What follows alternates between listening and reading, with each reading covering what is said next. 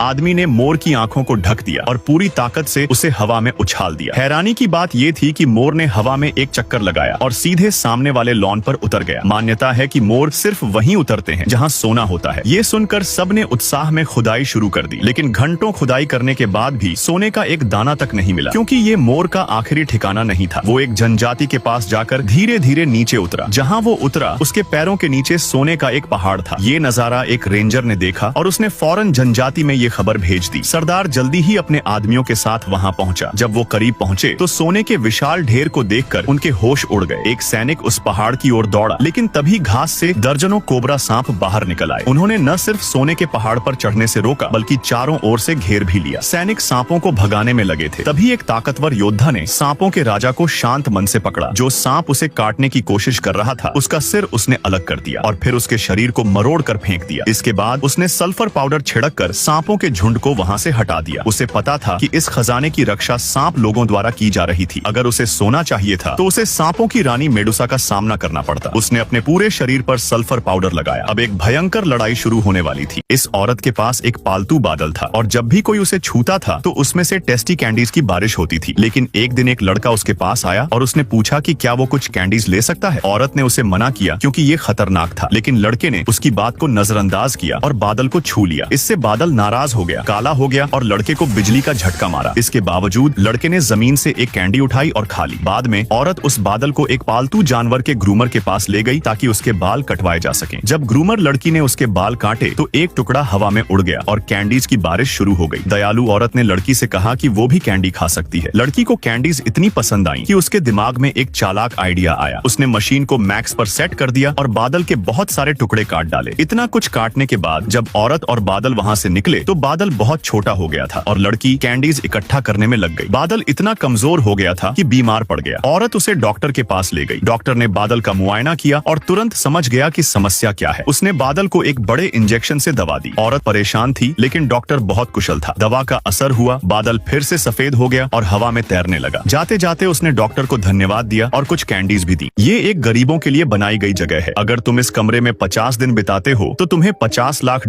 यानी 40 करोड़ रुपए मिलेंगे। लेकिन इस दौरान न फोन होगा और न ही कोई अच्छा खाना। सिर्फ एक बड़ा बिस्तर मिलेगा सोने के लिए। एक जोड़ा इस चुनौती को स्वीकार करने आया। आदमी ने दीवार पर लगा लाल बटन दबाया और चुनौती शुरू हो गई। 50 दिन बाद अमीर बनने का ख्याल उन्हें बहुत खुश कर रहा था। दोनों फर्श पर लेटकर अपने सुनहरे भविष्य की बातें करने लगे। आखिर $50 लाख एक बड़ी रकम थी, लेकिन ये पैसा पाना इतना आसान नहीं था। पहले ही दिन आदमी परेशान हो गया। आयोजक उन्हें हर खाने में सिर्फ रंगहीन और बेस्वाद पोषक तरल देते थे, और वो भी एक बोतल। इससे उनका पेट ठीक से नहीं भर रहा था।